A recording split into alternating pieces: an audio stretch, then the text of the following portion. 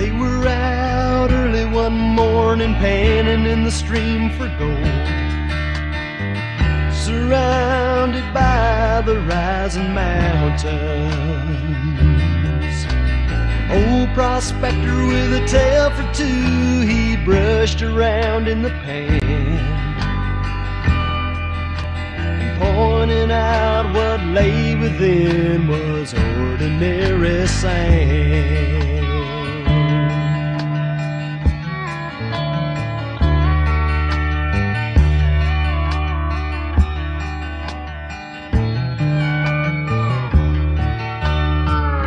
He began with a story about 20 years before, and a younger man who sought his fortune. With a tear or two he told of searching for his treasure, but making known the gold he sought was ordinary pleasure.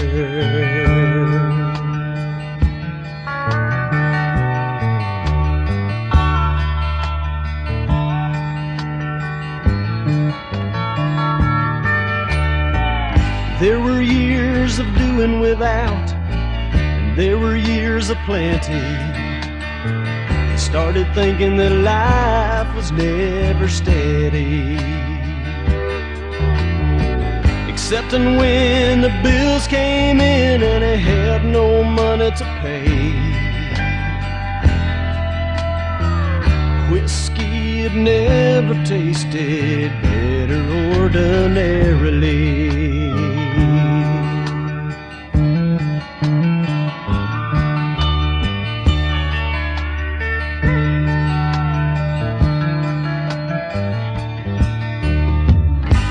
Concluded his story as it filled the air with a laugh, saying how he found the Lord and Savior, and how he found the river of life by which his day unfolds, and pointing out what stands within is not ordinary gold, and pointing out what stands within is not ordinary gold.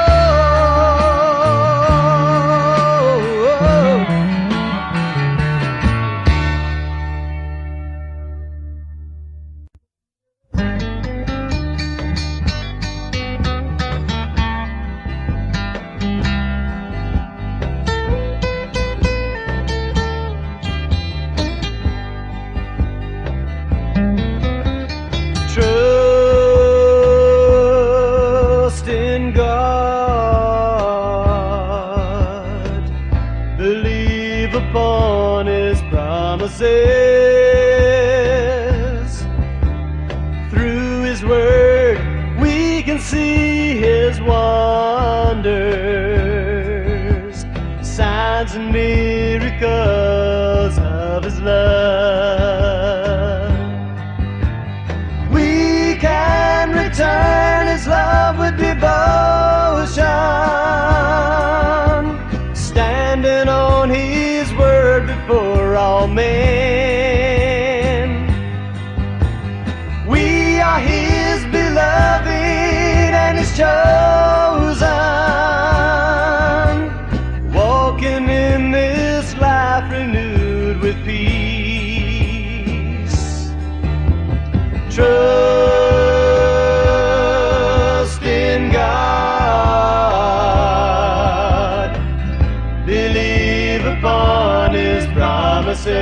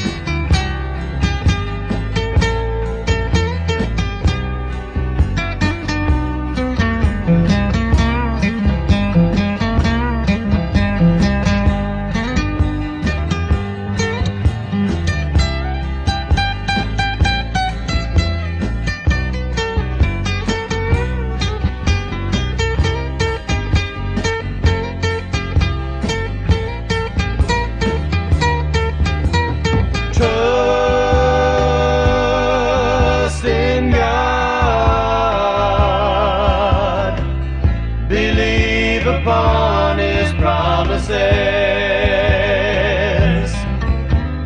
Through His Word we can see His wonders,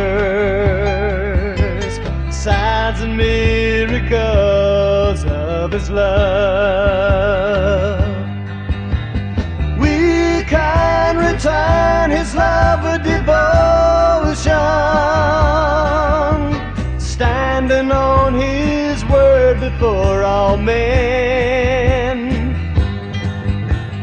We are His beloved and His chosen, walking in this life renewed with peace. Trust in God, believe upon His promises. Trust in God, believe upon His promises.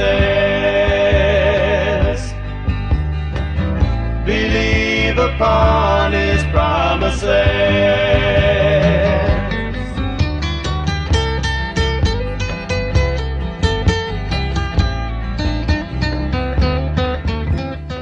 All right, welcome. My name is Mark Wallace.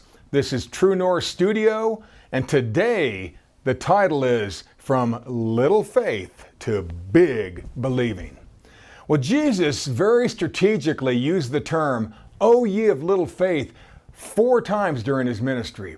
He used it to point out the 4 flawed thought patterns, the 4 character flaws that shrink our believing and keep us from living up to our godly potential. He had to get His men to see and to understand this so they would be able to face the million challenges, even those from within, especially those from within, and carry on His ministry for many years. These lessons may just work for us too. This thing called little faith, it will not only keep us from harnessing our God-given power and helping others, but it will help keep us from receiving the abundance that is rightfully ours. These 4 "O ye of little faiths" are not our top human fears. There's going to be no spiders and snakes, no abandonment issues, no small spaces, and no public speaking. Okay? These 4 flaws are hidden deep within our character. If you've ever been afraid for your financial needs not being met, if you've ever waited for others to do the work you really should have done, if you second-guess the miraculous, or if you're unwilling to think outside your group, there is another way. The point of this study is to help us notice and correct the 4 life limiters that stop us from finding our power and enjoying the abundance that God has so graciously placed in our path. Let's see if we can tweak our little faith flaws so we can maximize our believing and live a life that most Christians only read about. Number 1, anxious about money. Now, anxiety regarding having our needs met is probably the most common of our little faith problems, and I'm going to take the most time on this one. Early in His ministry, Jesus noticed that His disciples were having a bit of trouble dealing with their current life choice. Like most people, they were worried about their basic needs being met. They wanted health, long life, food, shelter, clothing, and stability. But they weren't like most people. These men, these 12 hand-picked apostles, had left their careers and families and lives to follow Jesus. Some were married, but now they were no longer earners. Each of them still had family responsibilities and expectations. Still had to pay taxes. They were just like everyone else, but different. Imagine Peter's mother-in-law with hands on hips scolding him. "How much longer will you be on this walkabout, this vision quest thingy with Jesus and your buddies? Don't you think it's time to come back home? You have responsibilities. Your family needs you." Well, this is not how any of the apostles were raised. They were raised to grow up, learn a trade, get married, have kids, and be active in the synagogue. Now they were unemployed. They were traveling Israel with a long-haired healer, and they had to believe God each and every day for each and every need to be met. It was exhausting. Jesus needed to find a way to grow their little faith into big believing so they could concentrate on the assignment ahead. Before these men could be effective apostles, they had to find a way to deal with the anxiety that surrounds their basic need being met. This includes their families. This is our first issue. Financial anxiety wears different outfits. It can look like worry or apprehension. Nervousness hangs in its closet, and dread is folded neatly in the drawer for special dark occasions. There are more than 50 shades of anxiety. Matthew 6:30 through 31. Wherefore, if God so clothe the grass of the field, which today is and tomorrow is cast into the oven, shall he not much more clothe you, O ye of little faith? Therefore take no thought, don't be anxious, saying, what shall we eat? Or what shall we drink? Or wherewithal shall we be clothed? Financial anxiety is different than your typical fear, but it will stop you like a 9mm jammed into your ribs. The reaction of our primal fears is generated by an actual threat, while anxiety is driven by the fear of the unknown. Visceral fear requires a trigger. Anxiety does not. Where anxiety anticipates a perceived threat, a what if, regular fear is a natural response to a clear and present danger. When normal fear responds instantly with the adrenaline rush of fight or flight, anxiety just worries about the probably, maybe, might possibly lurk in the night. Fear is real, but anxiety is imagined. When I was running around a sharp bend of a mountain trail, I slid to a stop not 6 feet from a huge cinnamon-colored bear sitting in the middle of the path, and he was staring at me. I felt that adrenaline rush of fear. I silently said, "Okay, God," and not wanting to trigger his predatory response by running and screaming and with my arms flailing, I just slow clapped my hands to let him know I was there. I was not moving and I wanted by. Well, the bear eventually just grunted, wagged its big massive head and lumbered back into the stream, and I lived to run another day. But if after that encounter I threw away my running shoes and my fancy Garmin watch because just maybe that bear might be lurking out there waiting, stalking, and plotting a way to get me, that's anxiety. I'm not saying that anxiety isn't a big problem, because it is. Worry's been around since humans lived in caves, wondering what would try to kill them the next time they stepped away from the fire. If you really think about it, anxiety is the polar opposite of believing. Allow me to explain. God gave us humans the ability to imagine. We can visualize and dream about the amazing things we desire to have. A great job, a successful hunt, the perfect song for tonight's campfire, a bright future, an amazing afterlife. Sometimes our well-built mental image will seem so real, so visceral, and so clear that it seems as if we already have what we pictured in our minds before we actually have it. Just like Hebrews 11:1 says, now faith is the substance of things hoped for, the evidence of things not seen.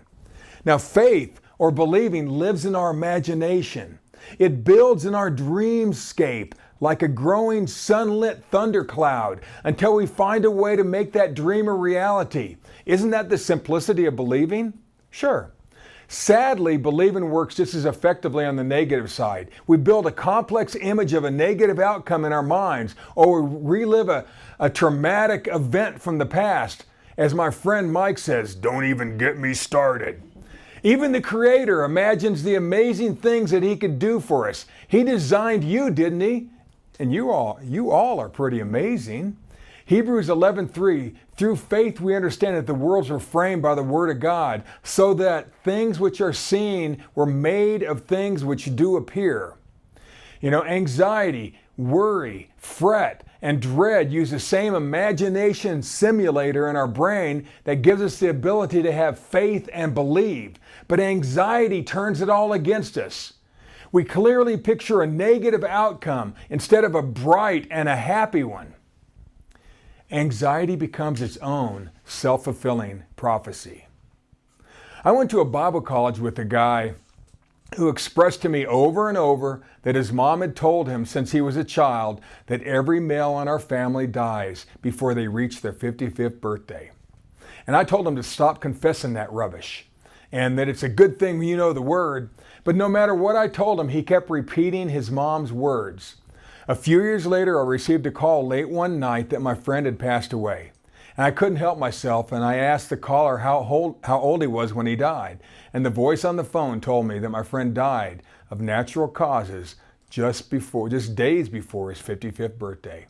I cringed. His confession killed him.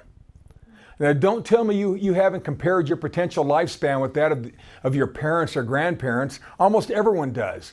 Look at this verse, Matthew 6:27. But which of you, by taking thought or by worrying or being anxious, can add 1 cubit to his stature? Jesus made that statement moments before our first little faith verse. Now wait until you see what he was really talking about. I used to think verse 27 was talking about someone worrying about growing taller, but it never made any sense to me unless you're 7 years old.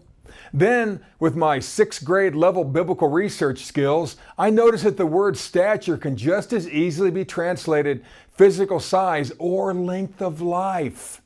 Now it made sense. Adults don't go to a bar and discuss how tall they hope they grow. Josephine, I think I would like to grow, maybe 18 inches taller before I retire. What do you think? See, adults talk about having a long and prosperous life, not hoping they will grow a few inches. I know there's a joke in there somewhere. Jesus is saying that no matter how much we worry, we won't add an inch to our years or a meter to our quality of life. But good thoughts will. Good thoughts will. You may say, my grandparents lived into their 90s, so I probably will too. Well, that's good. But what if they died in their mid-50s? That's not so good, unless you lived in the Middle Ages where 50 was considered old. Makes me wonder what Adam and Eve's great-grandkids may have thought. Little Methuselah may have said, if great-grandpappy Adam lived to 930 years, I'm going to outlive him.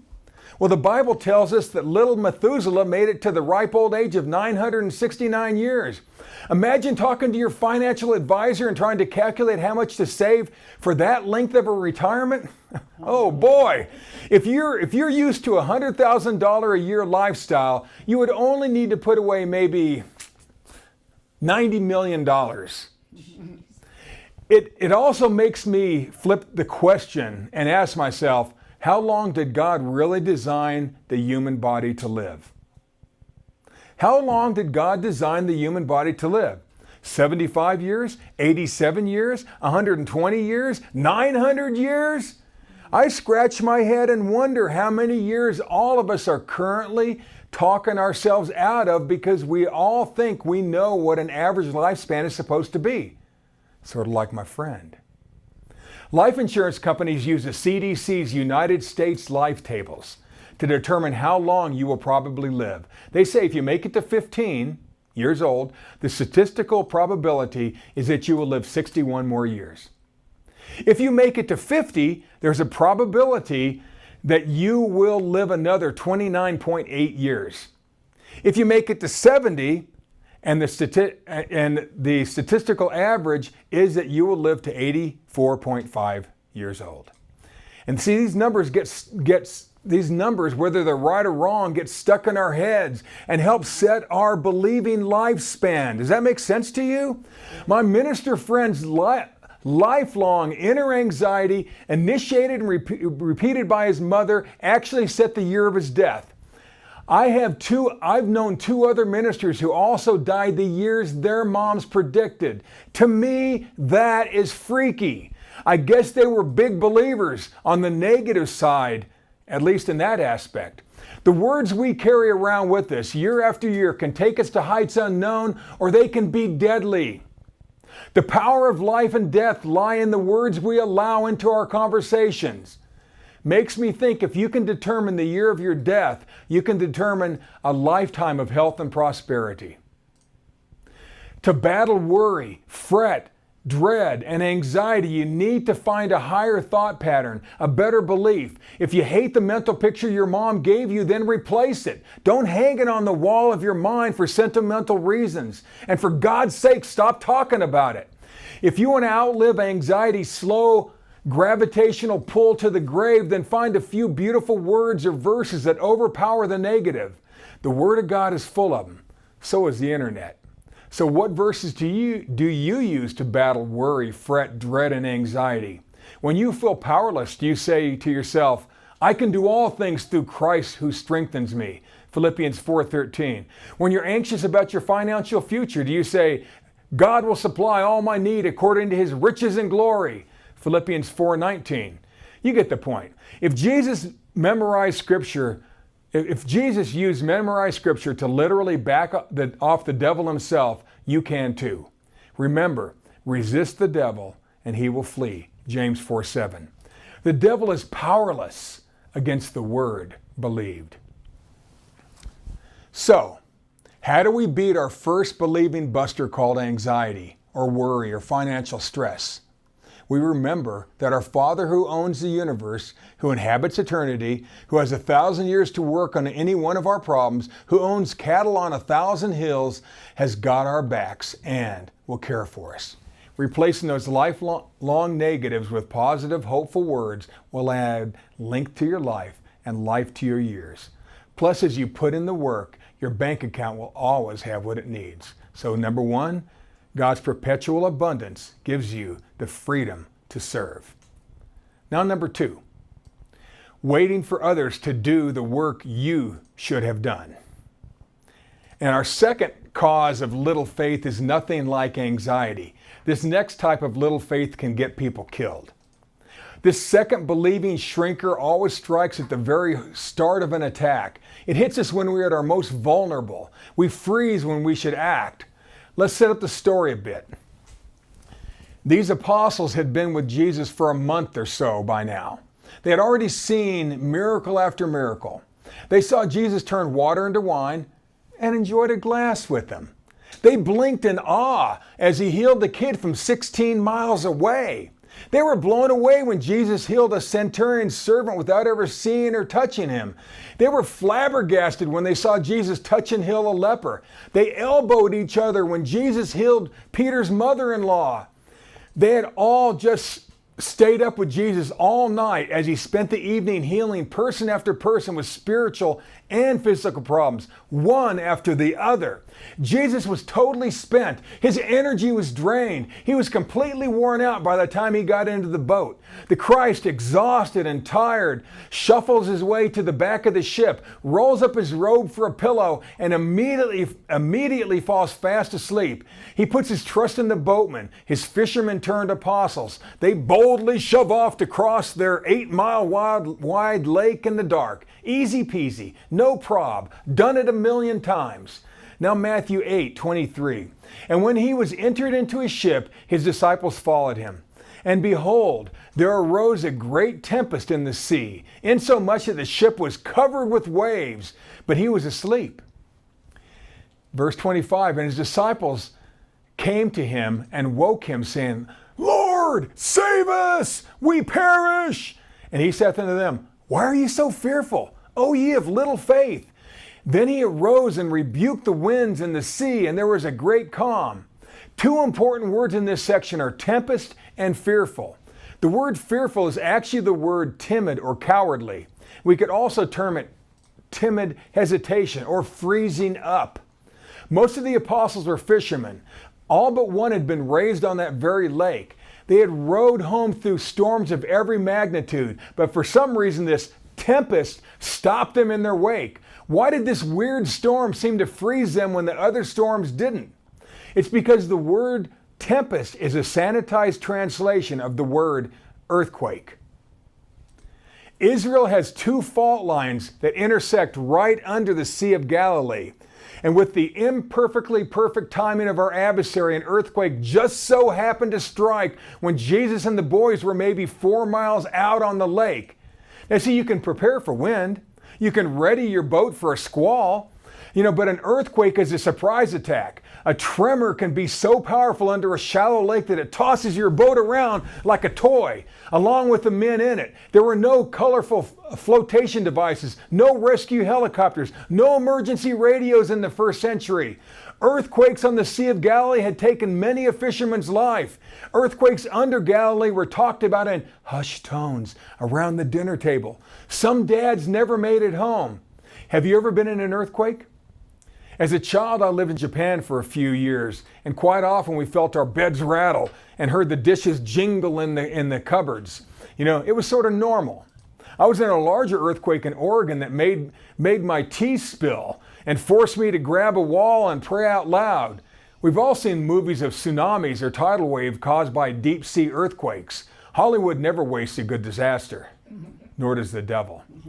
You can't prepare for a sudden earthquake. This time their fear was not years of built-up worry. This second little believer maker hit them like a sucker punch. You either act right now or you die. This is where habits and training come into play. Semper Fi. When the seafaring disciples should have quickly responded and acted with their newly acquired Spirit of God, instead they allowed the shock of the moment to make them hesitate, to wait for someone else to do something. They froze. They woke up Jesus instead of handling the situation on their own.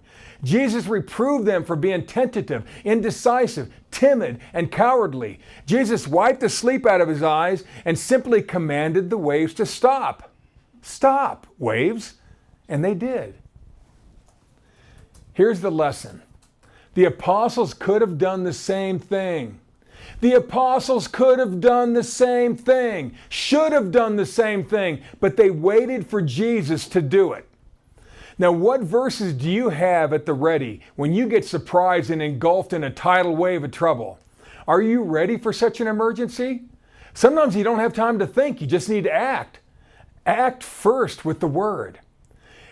I watched my wife run across the room and literally dove on the chest of a morbidly obese man who had just died on our couch. She is tiny, and he was huge. It was like a ladybug landing on a toad. She prayed out loud, and he took a ragged breath and came back to life. She didn't hesitate. She just acted. The next day, she took him to the emergency against his will, where he died and was revived twice more by the doctors. He lived for 10 years after that. You get the point. Sometimes you only have seconds to act. Mere moments to use the tools God gave you. Want to change the world? Then stop hesitating and stop waiting for someone else to do the job God wanted you to do. It's time to quit being timid. When it's time to use your spiritual gifts, use them. Sometimes it's all up to you.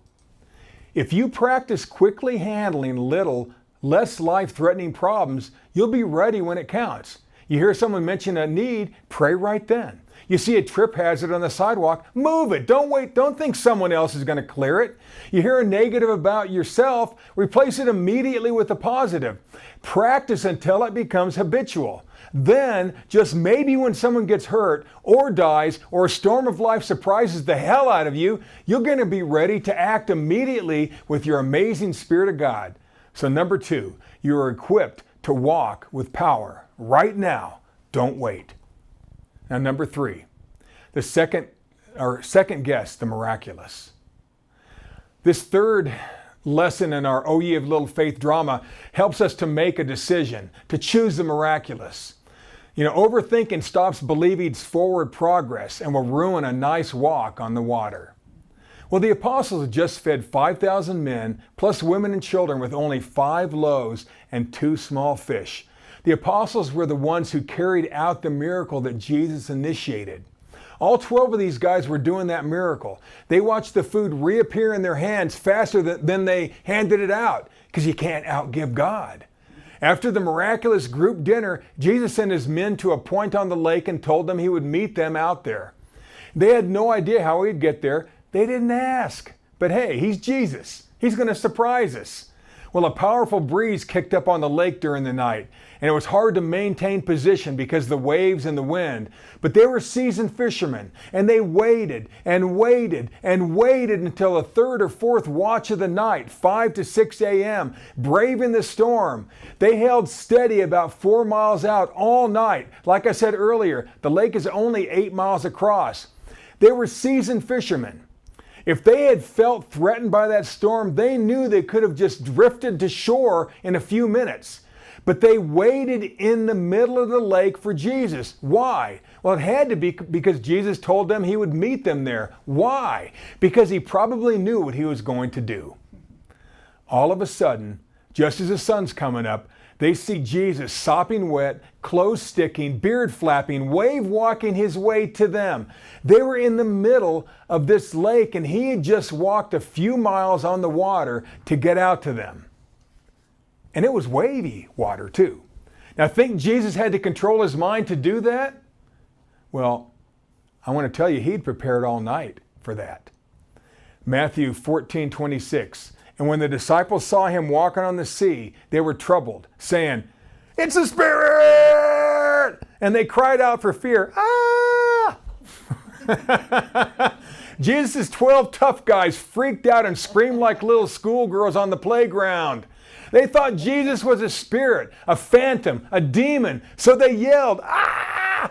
I love it. It's so human, because it would have been so weird. Jesus then tells them to have some courage and not give in to their phobias. Verse 27. Seconds later, Peter does this. Matthew 14:28. And Peter answered him and said, "Lord, if it be thou, bid me to come unto thee unto the water." And Jesus said, "Come." Now Peter, not wanting to look like a wuss, said, "Jesus, if it's really you and not some damn spirit, ask me to jump out of this boat and walk to you on the water." And Jesus said, "Come on out, the water's fine." Verse 29 continued, and when Peter was come down out of the ship, he walked on the water to go to Jesus. But when he saw the wind boisterous, he was afraid, and beginning to sink, he cried, saying, "Lord, save me!" And immediately Jesus stretched forth his hand and caught him, and said unto him, "O thou of little faith, wherefore didst thou doubt?" And Peter said, "Duh, no." What do you think, Jesus? No. Well, here the key word is doubt. This is not the type of doubt you're thinking of. This is different than wondering if you're kind of right or kind of wrong kind of doubt. This is that doubt that freezes you in your tracks. The word doubt here means to stand on two paths at the same time. Straddling the fence, we might call it. This is an indecisive fear. It's a fear caused by indecision. This double-mindedness, this second-guessing yourself, caused Peter to say, "I see the wind. I feel the water under my feet. I'm actually walking on the water. Up and down on the waves. I can do this. I'm walking on the freaking water. Wait, I can't do this. I shouldn't be doing this. Sure is windy. Are the boys seeing this? I'm beginning to sink. Help me, Jesus." He was zigzagging in his mind when he should have stayed focused and just enjoyed the supernatural. Peter doubted his own miracle. Peter doubted his own miracle. The apostles saw the whole thing. I had worn glasses since I was 7 years old and contacts when I was a teen. And I never liked wearing glasses. Hate it. The year I turned 17, I also turned on to Christianity. And I was not yet part of any ministry, didn't go to any church, but I read the Bible through twice, and I loved the records of healing and power and deliverance, and I tried to practice whatever I could. Well, a Texas youth pastor heard about my solo Christian walk and asked me to go backpacking with a group of his church kids in Colorado. Now, we all thought of Colorado as a Texas state park. Well, I grabbed my backpack, laced up my hiking boots, and went with them. One morning, I woke up and could see perfectly with no glasses and no contacts. I hiked around most of the day with perfect vision. A miracle, I thought. Woohoo! And then I thought, this can't be happening. This is too good to be true. So to test it out, I popped in my contact lenses in each eye and then popped them right back out, and my 20/20 vision was gone. My double-mindedness, my overthinking, my stupid doubt robbed me of my deliverance, and I've never seen clearly since. And I'll bet Peter never walked on the water again either. 1 Kings 18:21 says, "How long will you waver between two opinions?" Or as another version writes, "How much longer will you try to have things both ways?" This third little faith lesson is the loser mentality that gets us second guessing ourselves. Being double-minded stops believing's forward progress. So how do we beat this believing crossroad? How do we fight this frozen feeling? How do we choose the right path? How do we stop wavering on whether a miracle is real or not, or we should do it or not? Do we deserve deliverance or not? It may not be easy, but sometimes we just need to go for it. We go ahead and minister healing. We command the storm to stop. We demand deliverance. We expect God to come through. We go get that job. We expect inspiration for that new song or book or project. And if we fail, we fail. If we sink, we sink. But we ask for help. We get back up and we keep moving. At least we made a decision. Number 3, when faced with two life choices, always choose the path of the miraculous. Number 4, unwilling to think outside the group. Our final "O ye of little faith" section is really, really hard to avoid. It goes against our core humanity. The cure separates us from the tribe, and nobody wants to be separated from the tribe. It's cold and lonely out there. This particular little faith flaw always dresses like everyone else in the group, but it feels unique. You know, I call this going group blind. We all do it. Think politics, think sports, teams, think school spirit, race, country, culture, even bullying. You know, we go with the pack because it's easier than going it alone. At times we need the group, but at other times the group busts down our believing and holds us back. This is where we can't be afraid to think for ourselves and to take a solo stand. This final "O ye of little faith" happened immediately after they had fed the 4,000 men plus women and children with 7 loaves and a few fish. Now this is different feeding than the 5,000 I mentioned a few minutes ago. Many people had been camping out with Jesus and the boys for 3 days and 3 nights listening to Jesus share. They hadn't brought supplies. They hadn't brought food. The apostles wanted Jesus to send the people home, but he told the apostles to feed the crowd. And they're like, what? You know, but with the help of Jesus, they did. 4,000 were fed. Once again, they fed thousands of people. This time they filled 7 gargantuan hampers with leftovers. They then got into the boat and sailed to the other side, to a resort area called Magdala, on the western coast of the Sea of Galilee. Yes, this is where Mary Magdalene is from. The moment they got out of the ship and stepped foot on land, Jesus was immediately confronted and mocked by the religious leaders. "Show us a sign, magic boy! Show us a sign!" These religious guys were nasty to Jesus. By the way, the apostles forgot to bring the 7 huge baskets full of leftovers. Oops, that would have fed them for a few days. They got back in the boat and headed to another city on the lake. And Jesus wanted to teach them an important lesson about dealing with hurtful words from powerful people. This was the perfect chance, he thought. Matthew 16:6. Then Jesus said unto them, "Take heed, and beware of the leaven of the Pharisees and of the Sadducees." See, Jesus was ready to teach, but the apostles' minds were elsewhere. And they reasoned among themselves, saying, "It is because we've taken no bread." Well, I love how the apostles talk to each other like Jesus isn't even there. OMG, Jesus is pissed at us because we left the bread behind. Well, verse 8, which when Jesus perceived, he said unto them, "O ye of little faith, why reason ye among yourselves because ye have brought no bread?" See, they all started discussing what they thought Jesus meant by leaven. James said, "It was your job to remember the bread, John." "No, it was Simon's." "Hey, I was pulling security detail. It's Matthew's job." No, I was taking notes. Wasn't my job. It was probably Judas's. He's easy to blame. It's probably his job to load that food. See, they tried to reason it out as a group why they'd forgotten the bread. In the middle of Jesus' teaching moment, they got distracted and they stopped listening to him and went group blind. Jesus called them out on their group thinking and showed them how it blinded them from the real lesson. Jesus also reminded them that even though they'd forgotten the bread, they should have remembered that God would still supply their need as usual. Back to little faith lesson number 1. Verse 9. Do ye not yet understand, neither remember the 5 loaves and the 5,000 and how many baskets ye took up? Neither the 7 loaves and the 4,000 and how many baskets ye took up? How is it that ye do not understand that I spake it not to you concerning bread, that ye should have, but that ye should beware of the leaven of the Pharisees and of the Sadducees? Jesus brings the conversation back around to his point.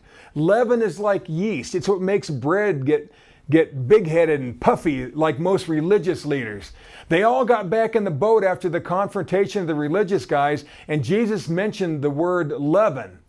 And then they thought that they thought of the bread they left behind. And not a one of them thought outside the group. They huddled together and left Jesus out of their circle. I know it's weird. The group adds safety. The group is comfortable. But group thinking can also blind us to what is really happening around us.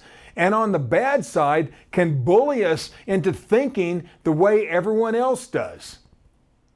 When our family came back to the States from Japan, we moved back to Texas.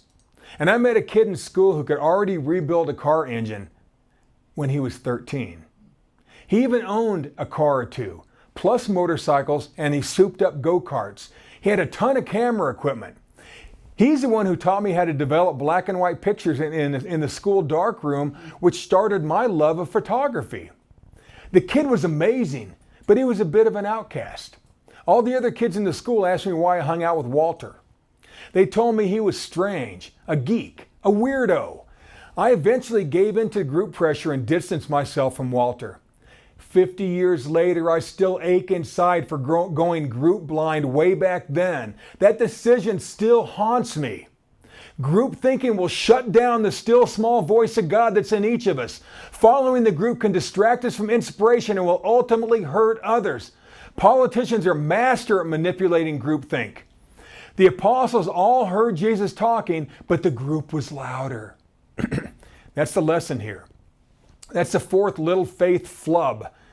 Enjoy your group, but never let it override the Word, the Spirit of God, or even good manners.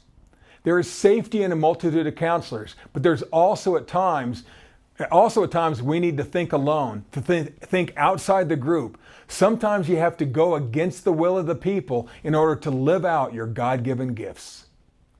The apostles' group thinking, their herd mentality and nerd mentality, shut down their minds to any and all new learning, which shut them down spiritually. Group thinking can be a believing buster, both for the individual and for the group. The apostles had to be bigger, better, stronger, but so do we. So number 4, be bold enough to think outside the group. The world needs you. So in summary, Jesus very strategically used the term, "O ye of little faith," 4 times during his ministry. He used it to point out the 4 flawed thought patterns, the 4 character flaws that shrink our believing and keep us from living up to our godly potential.